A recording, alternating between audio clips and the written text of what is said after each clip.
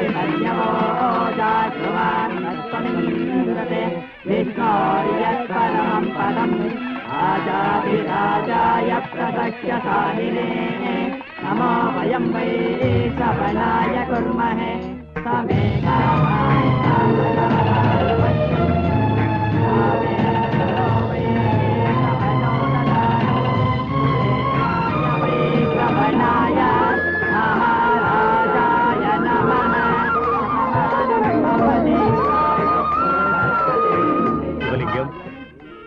இதுவரைக்கும் நம்ம கிராமத்துக்கு போலீஸ்காரங்க வந்ததில்லை, நம்மவங்க யாரும் கோர்ட்டுக்கு போனதில்லை. அந்த காலத்திலிருந்து நம்ம குடும்பத்தார் தான் தர்மகர்த்தா ஸ்தானத்துல உட்கார்ந்து நியாயம் சொல்லிக்கிட்டு இருக்காங்க. தர்மகர்த்தா ஸ்தானங்கிறது கத்தி மேல நடக்கிற மாதிரி. தெரிஞ்சோ தெரியாமலோ குற்றவாளி தண்டனையிலும் தப்பினாலும் ஒரு நிரபராதிக்கு தண்டனை தரவே கூடாது. இந்த தர்மகர்த்தா ஸ்தானத்துல உட்காரணும்னா சரீரம், வாக்கு, மனசு சுத்தமா இருக்கணும். அப்பா, என் உயிர் இருக்கிற வரைக்கும் நியாயம் தர்மத்தின் மறு உருவமா இருப்பேன்.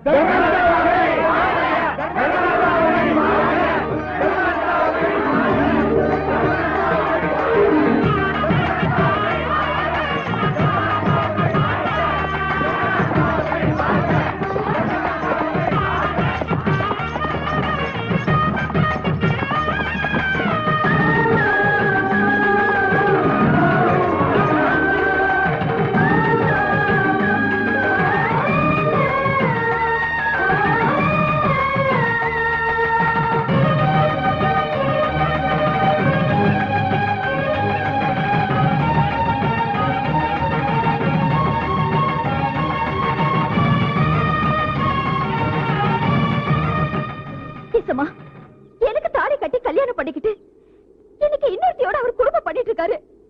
நானும் பொண்ணுதானே, இல்ல எனக்கு என்ன குறைச்சல்?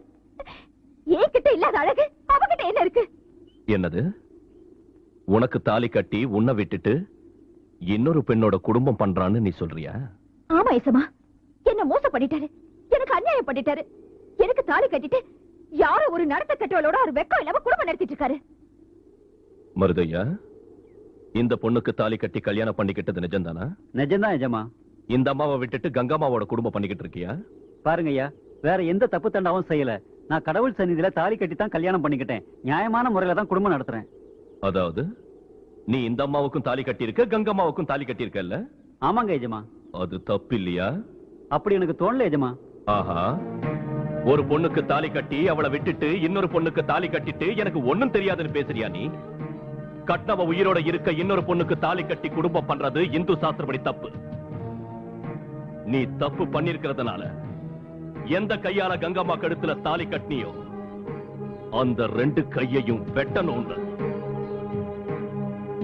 நான் இந்த தர்ம பீடத்து மேல உட்கார்ந்து தீர்ப்பளிக்கிறேன்.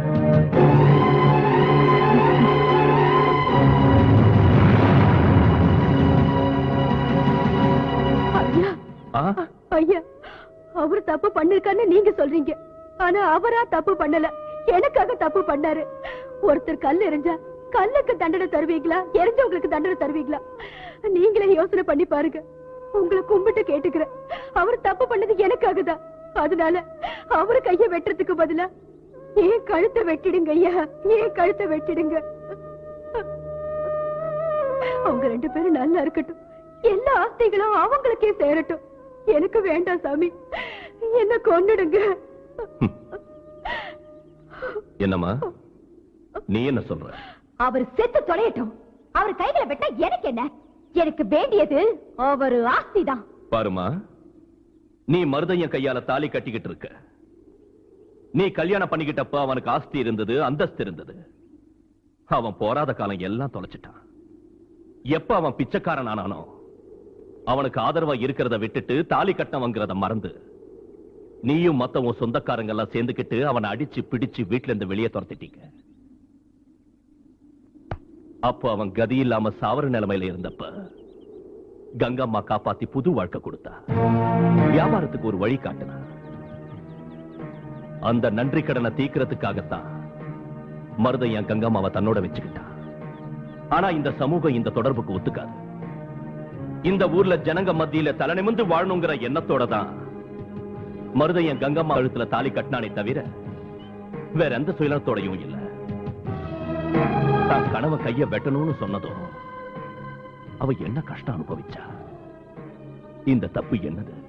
என் கழுத்தை வெட்டுங்க, அவரை வாழ விடுங்கன்னு சொன்னா. நீ அவரை கைய வெட்டுங்க இல்ல களத்தா வெட்டுங்க, கவலை இல்ல, உனக்கு அவர் ஆஸ்தி கிடைக்கணும்னு சொன்ன. இந்த உலகத்துல பெண்மைங்கிறது ரொம்ப புனிதமானது. தாய் பெண்ணு, தங்கை பெண்ணு, அக்கா பெண்ணு, நாம பூஜை பண்ற அந்த தேவதையும் ஒரு பெண்ணுதான். இந்த புனிதமான பெண்ணினத்துல பிறந்து அந்த பெண் குலத்தையே அவமானப்படுத்துறியே.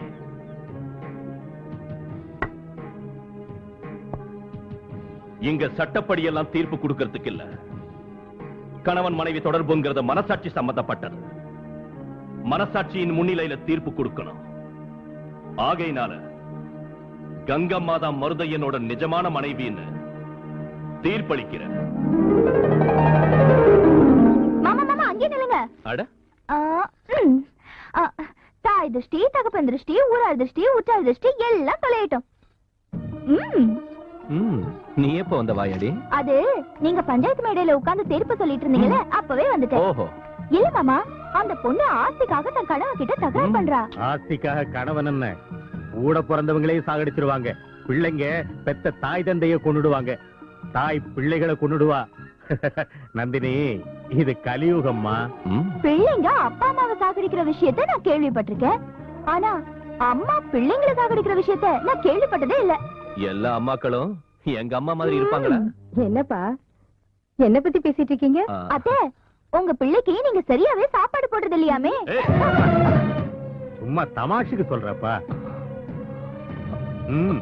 அப்பா, தமாஷுக்கு கூட எங்க அம்மாவை பத்தி யாரும் இப்படி பேசக்கூடாது.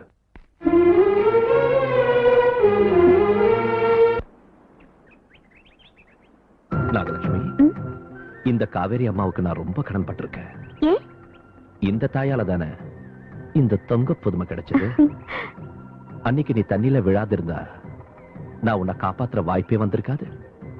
இந்த அழகு விக்கிரத்தை தரிசிக்கும் அதிர்ஷ்டம் கிடைச்சிருக்காது.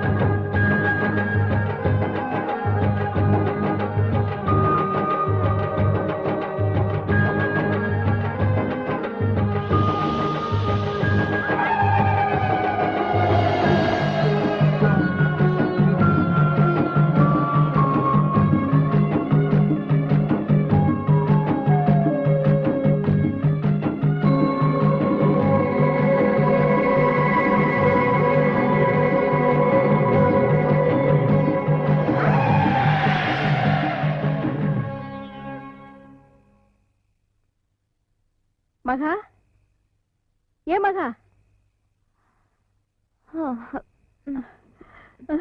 என்ன மகாலட்சுமி, உன் முகத்துல இருந்து தழும்பெல்லாம் மறைஞ்சிருச்சு. ஆமாமா ஆமாமா, கண்டு அந்த நாகலட்சுமி சொன்னது உண்மைதான். எல்லாம் அந்த நாகதேவதையோட மகிமை. அம்மா, ஏய், என்ன நீ பரிமாறுற? சமையலற பொறுப்பெல்லாம் நீ ஏத்துக்கிட்டியா என்ன? என்னைக்கு ஒரு நாள் ஏத்துக்க தானே வேணும். கொஞ்சம் முன்னாடியே ஏத்துக்கிட்டேன். தப்பு என்ன? முன்னாடி என்ன, நீ எங்க வீட்டுல சமையல் வேலையில சேர்ந்துட்டியா? சமையல் வேலை மட்டும் இல்லைங்க, இங்க கூட்டுறது, பாத்திரம் கழுவுறது, துணி துவைக்கிறது, ராத்திரியில உங்களுக்கு மெத்த விரிச்சு போடுறது.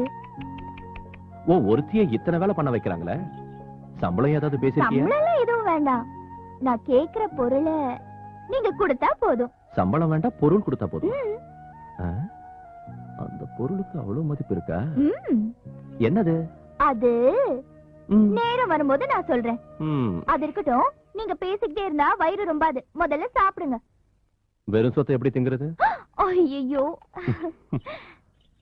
ம். போதும் போதும். சிவா,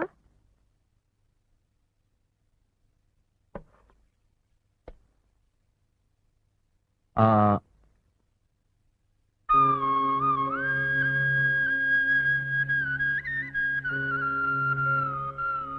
என்னம்மா அது? முதல்ல நீ சாப்பிட்டு அப்புறம் எனக்கு கொடுக்குற. சிவா, எங்களுக்கு நீ ஒரே ஒரு புள்ள. எங்க வம்ச விளக்கு. சமுத்திர பயணத்துல திசை காட்டும் கருவி தொலைஞ்சிட்டா திக்கு தெரியாம போயிடும். அதாட்டம் நீ நல்லா இருந்தா இந்த வீடு நல்லா இருக்கும், நீ நல்லா இருந்தா இந்த ஊரு நல்லா இருக்கும். அதுக்காக என் புள்ள நல்லா இருக்கணும்னு வேண்டிக்கிறேன். அம்மா, நீ நினைக்கிறதாட்டம் என்ன யாராவது ஏதாவது பண்ணிட்டா அப்புறம் நீ? நான் என்ன ஆனாலும் பரவாயில்ல, ஆனா உனக்கு ஏதேனும் ஆனா அதை தாங்கிக்கிற சக்தி எனக்கு இல்லடா. அம்மா, நீ இருக்கும்போது எனக்கு ஒண்ணும் ஆகாதுமா. சிவா,